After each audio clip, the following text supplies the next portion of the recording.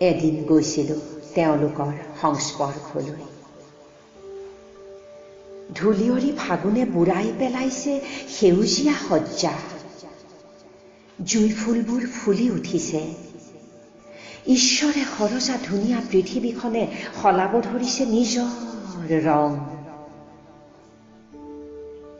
শেঙুলীয়া সপোনৰ বাটেৰে আমিও সজাকে সাজিছো, পিন্ধাকে পিন্ধিছো নতুনকৈ, ঘঁহাকে ঘঁহিছো ৰং উঠক ধুনীয়া দেখিবলৈ।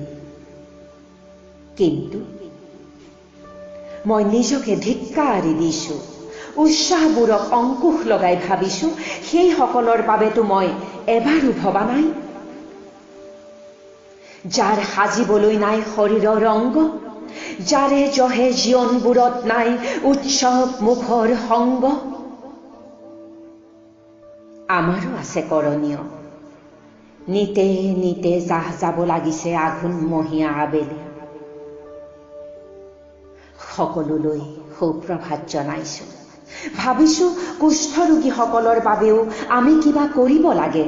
তেওঁলোকক দেখি বৰ কষ্ট অনুভৱ হৈছিল। আমাৰ মূল্যবিহীন বাহ্যিকতা আৰু নকল হাঁহিৰ মুখাখন খহি পৰা যেন লাগিল।